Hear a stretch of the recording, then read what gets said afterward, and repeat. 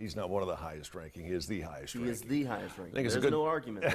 It's a good safe bet to assume that we're going to be talking football. Gerald Riggs here, NFL Pro Bowler 3 times, inducted into the Atlanta Falcons Ring of Honor just a few years ago. And Jamal's joining us for a chat with the one and only Gerald Riggs. Good morning, Gerald, gentlemen. Good to see you, buddy. Good morning.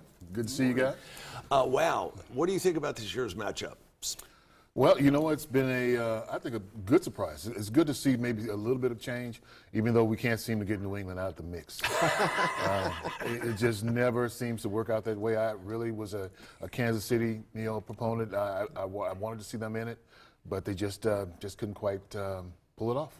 Now, before we really get into the big game, let's look back at championship weekend. A lot of calls that went different ways during that weekend. There were some questionable calls during the New England game. There were some questionable calls, of course, during the Saints and Rams game. A lot of people are asking for the NFL to make some sort of rule changes for different, whether it's overtime or reviewing penalties. What are your thoughts? Well, I think it's going to come down to that. They're going to have to make some changes because there's too much on the line. When you have these games where it's the last game is coming down to the Super Bowl. Some say that they don't want to put themselves in position, and I'm saying the officials, to say that one call is going to determine the game, plus or minus or whatnot. But clearly, these were some that were really, really ridiculous. And the NFL is going to have some type of system in effect where they can go back and say, because of this call, the game is on the line, and we have to look at it and get it right. You'd think with the technology that we have in place, and especially that play you just saw, that there would be a way to make sure that the officials are correct. Take a look at this. We have slowed down the video playback. This is clearly a big mistake. This right here, Stevie Wonder could have made this call. Right? this was so bad and egregious that it was. I mean, like everybody who were watching the TV, I mean, people who didn't even have any idea about football would have made this call. So, again, they have to get it right. And in a playoff game where it determines which team goes to the Super Bowl, it can't happen like this again. What do you think was going through the minds of the coaches when that play was called? Well, of course, the Saints coach he's over there wondering what do we have to do to get a call. Right. And then there's so many things that go on in the game, but if it comes down to just one particular play, it's something that's hard to live with. It really is. You look back and you say you prepared the team as best you could. We went by the game plan. We did everything that we could to do to win, but the official blew it for us. Right. That's right. That's hard. Now, switching gears, let's talk about the Super Bowl. There's a lot of SEC players here, even one at running back right there. You got Todd Gurley and Sony Michel right on both sides at former UGA guys. Yeah. What do you think are going to be some of the keys for both teams in this game? Well, the key is going to, I think, for the Rams, first of all, is that do what they do best. They've been able to run the ball, and because they run the ball well, it gives them a lot of options from the standpoint of their quarterback. And he's not really heavily pressured sometimes because they've got that threat of the run game. Now, look at on the other side with New England, they do a lot of things good. It's not like they're perfect, but they do a lot of things good, and they take advantage of a lot of mistakes that you make. Brady is a guy who's the consummate, I'll take what you give me, and it never shows up until the game's over with. Right. The guys don't really talk about it, but if the Rams can put pressure on him, and the key is going to be putting pressure on Brady up the middle. You cannot let him stand back there and just, have that parting of the sea and let him just pass the ball downfield, which we looked at in these Super Bowls in the past when teams, and I had to go back to the painful loss with the Falcons, but they did the same thing that basically Kansas City did. They opened up the middle. They rushed the edges and gave him everything in the middle so he can pass the ball down the field. And by that, he takes what he gives you, what you give him, and by that, he'll end up killing you. I've heard a lot of the NFL, the professional commentators here on CBS say if you don't get to Brady and get to him early in the game, you might as well hang it up. And I disagree with that because you got to get to him late.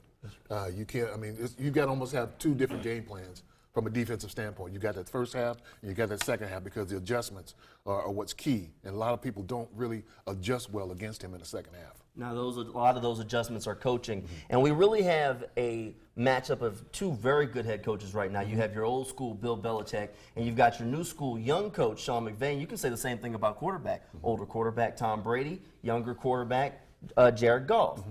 Do you think that experience, that older combination of Belichick and Brady versus the younger combination of McVay and Goff is going to play a role? It can, and that's what's really interesting about this game because we've got the oldest and the youngest with matchup with coaches and against one another, and that same aspect with quarterbacks.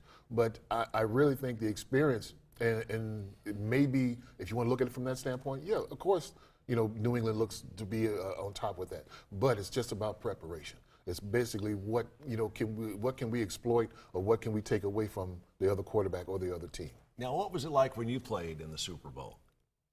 Well, back in the old days. Well, I meant for you as a player. I mean, you made it right out to the top of the game, the best the game can get. What was it like for you as a player, and more importantly, you as a person? It helps you to reflect in a positive manner because you look back on all the years that you went at it to try to make it to get into that upper echelon of guys, and it's only 1,500 jobs every year. So not only to get there, but to get to the pinnacle of the NFL football. Everybody wants to play in the Super Bowl. I mean, like contracts aside and the fame and all that, but that's the game that everybody wants to play in, and to finally be able to get there and to achieve that. That was the I guess that's you mark it right there and say one's off the bucket list or whatever you may want to call it because that is the greatest moment in terms of playing in the sport. Now, did you prepare for this game any differently? I mean, it's the biggest pressure that you can have at football, and the breaks are just a little bit longer, halftime's a little bit longer. Did you prepare for the game any differently? Well, share an interesting story with you guys. All quarterback, well, actually all coaches, they take different things. Some of them are very superstitious. Some of them will do different things or whatnot. With Joe Gibbs, with Washington, we did something that was unprecedented at the time. And that the night before game, usually they'll have all the I mean, regardless of the week of preparation, the night before is the one that's key because everybody has to be on the same page, and you don't want to score too many touchdowns in your dreams and all those different things. So Joe was like, you know what, we're gonna make sure that you guys really relax. So we were up in Minnesota at the time. So Minnesota's close to Canada, there, right? So we went. I think it may have been 50 miles away from Minneapolis. And lived and stayed that night in a convent where we were. It's like there's no TV, there's In nothing. a convent. So when we get there, we're just driving, and it's just like a line in the snow. Right. That's all we can see. And when we get to the convent, everybody's like looking at one another, like, I guess we're gonna get some good rest here tonight. And because of that, I think it did play its role in the fact that our minds were focused. We had to look at it for what it was trying to do for the team instead of from the personal aspect of it. And our families were, we cut off all communication at a certain point in time at night, and that was it. So that was probably the biggest part of the preparation because you look at some of the Super Bowls over the years, and you'll hear about somebody doing something silly or stupid the night before the game. That's very key, and I think that's what he had in mind. Hard to do that in a convent. That's right. Gerald's going to stick around. He's going to give us his prediction at the end of this show. Jamal, you want to go ahead and lay your prediction out? Hey, I'm thinking Patriots here. I'm sticking with them. I think I'm going to go with the experience here. All right, going with the experience. We'll find out which way Gerald Riggs goes coming up here at the bottom of the broadcast. Thank you so much for sticking around, guys. coming down and seeing us. Okay. Gerald Riggs, he's here. Don't forget, you can catch the Super Bowl wall to wall right here on CBS and News 12. Jamal Williams will be at Mercedes-Benz Stadium bringing us backstage and behind-the-scenes coverage. It all starts kickoff at 6:30 on Super Bowl Sunday right here on CBS.